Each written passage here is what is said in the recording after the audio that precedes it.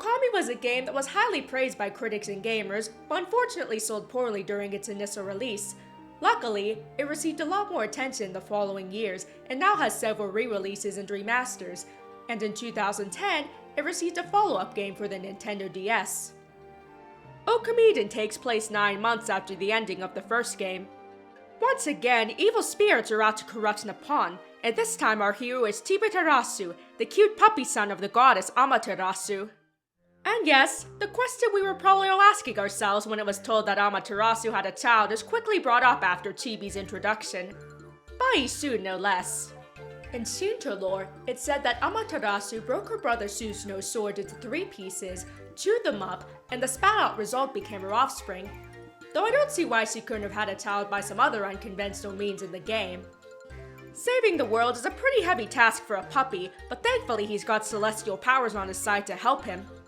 And I know I already said this, but Chibi-Terasu is freaking adorable!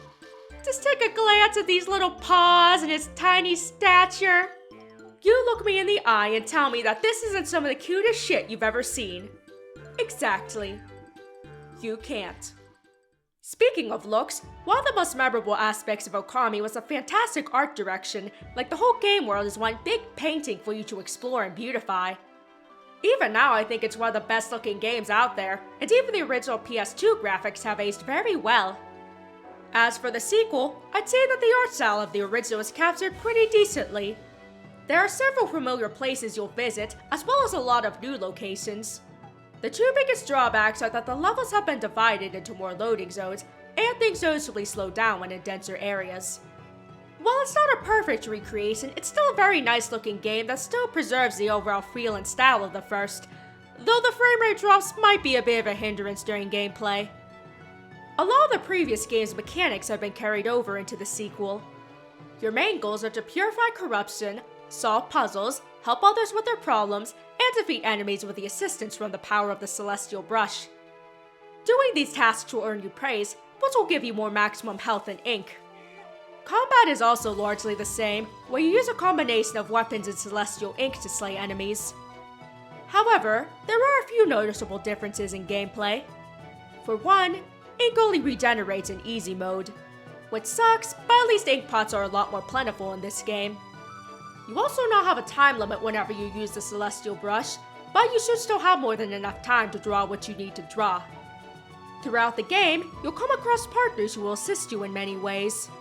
They all have their own unique attacks in battle, as well as attributes that can be used to solve puzzles. You're also able to guide them to places where Chibi-Terasu is unable to reach.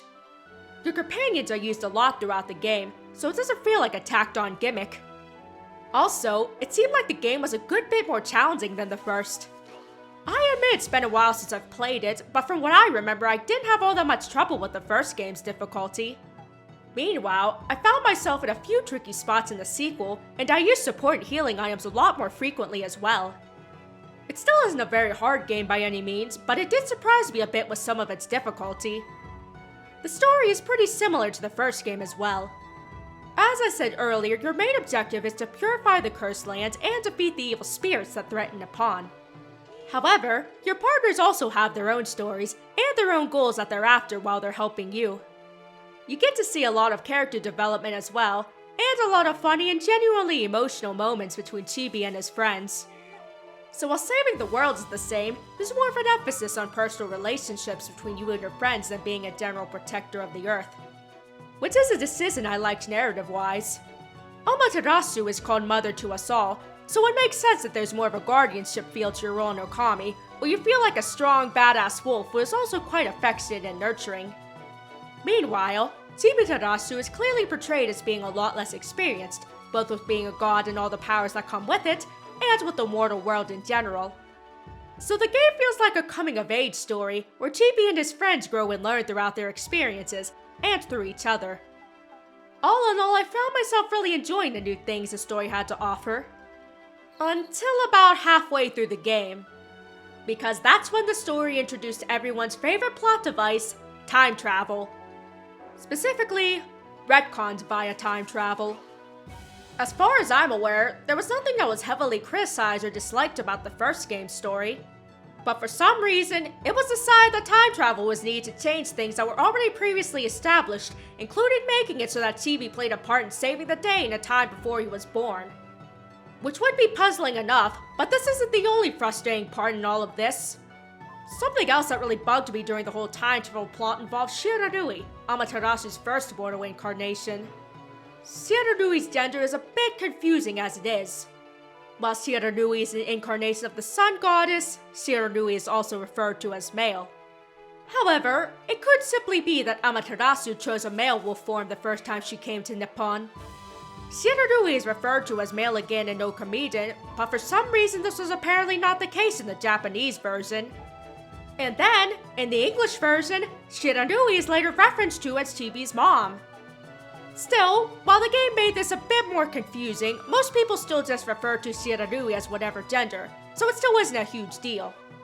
What really bugged me was that Shiranui explicitly referred to Chibi-Terasu as grandson in the game. What? Like I said, Shiranui and Amaterasu are one and the same, which means that Chibi would be the son of Shiranui, not grandson. Because Shiranui is not the father of Amaterasu, like the term grandson would imply. I have no idea if this is the result of inaccurate translation, a very loose definition of grandson, or if the writers of this game, who are not the writers of the first game at that, just didn't understand that part of the original story. I know this seems like a minor detail, but when you include this with the other issues that time travel shenanigans brought to the plot, it just seems like the writers didn't fully grasp the original game's story, and therefore didn't know how to properly build off of it. Overall, it took me just under 20 hours to finish the game, which is a fair bit shorter than the first, but still provides plenty of playtime.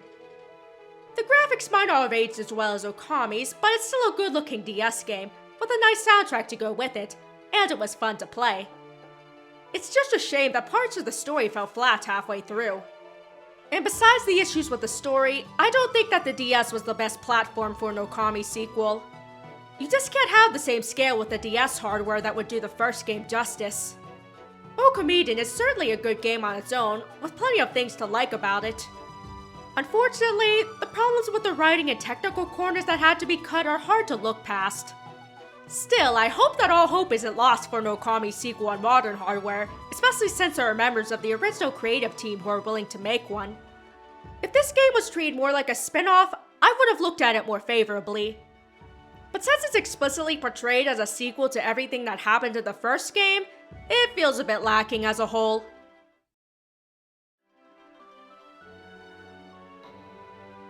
Thanks so much for watching! If you enjoyed the video, be sure to click like, and subscribe if you want to see more.